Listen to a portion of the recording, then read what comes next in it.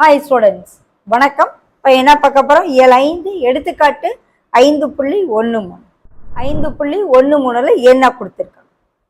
X, 3, 6, Y, 8, 2 மற்றும் 9, 4 என்பன வரிசையாக எடுத்துக்கொள்ளப்பட்ட ஒரு இணைகரத்தின் உச்சிகள் எனில் எக்ஸ் மற்றும் ஒய்யின் மதிப்புகளை காணும் சொல். இணைகரம் முதல்ல வரைஞ்சுக்கணும். ஒரு இணைகரம் வரைஞ்சாச்சு. இதுக்கு வரிசையை எடுத்துக்கிற சொல்றாங்க. ஸோ பேரு ஏ பி சிடின்னு கொடுத்து அந்த புள்ளிகளை வரிசையாக எழுதுவோம். A x, 3, B 6, y, C 8, 2, D 9, 4 என்க நாமளா ஏபிசிடின்னு பேர் கொடுத்துருக்கோம்.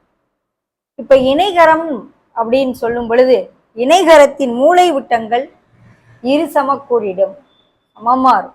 ரெண்டுடைய மூளை விட்டங்கள் ரெண்டும் வெட்டிக்கிற புள்ளி சமமா பிரிக்கும். பாருங்க, இதனுடைய நடுப்புள்ளியும் ஒரே இதாத்தான் இருக்கும். ஸோ அதை ஓன்னு எடுத்துக்கணும். அப்ப இணைகரம்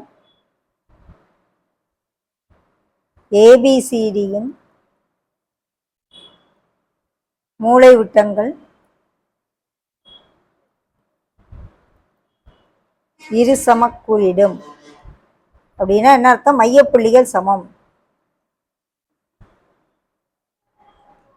அதாவது மையங்கள் சமம். எந்த மையம்? ஏசியின் மையமும் பிடியின் மையமும் சமம்.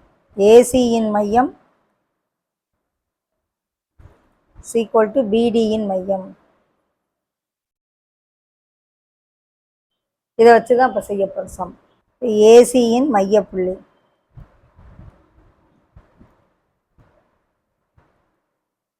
ஏ என்ன கொடுத்துருக்காங்க? எக்ஸ், 3, சி என்ன கொடுத்துருக்காங்க? 8, 2. மையப்புள்ளிக்கு என்ன formula? x1 + x2/2 y1 + y2/2 அந்த ஃபார்முலாவை பயன்படுத்துவோம். x + 8/2 3 + 2/2 இது x1 y1 x2 y2 சொல்லி. அதே போல பிடியின் மையம்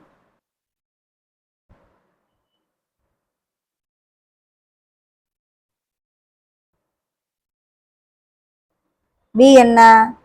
6 ஒய், டி என்ன? 9, 4. இது ரெண்டையும் கூட்டி 2 அளவு. ஒய்யையும் கூட்டணும், எக்ஸையும் கூட்டணும். ஸோ 2 மையப்புள்ளியும் சமம்.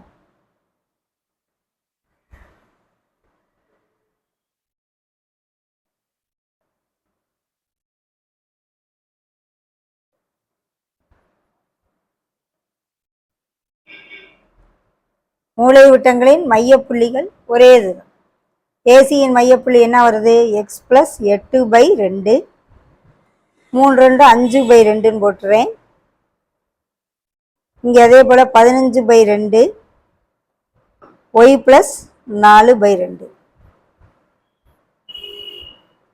இப்போ ரெண்டையும் சமப்படுத்துவோம். எக்ஸையும் ஈக்குவேட் பண்ணணும், ஒய்யையும் ஈக்குவேட் பண்ணணும். எக்ஸ் + 8/2 = 15/2. அதே போல் 5/2 = ஒய் + 4/2. ஓகே, இந்த 2 cancel. So X = 15 - 8. So X = 15ல் 8 போச்சுன்னா 7. ஓகே, இங்கே 2 அடி ஆயிரும். Y + 4 = 5. Y = 5 - 4 1. Okay, so X 7 Y 1. X Y value தான் கண்டுபிடிக்க சொல்லுங்கள். எக்ஸ் மற்றும் ஒய்யின் மதிப்புகளை காண்க. X 7 Y 1.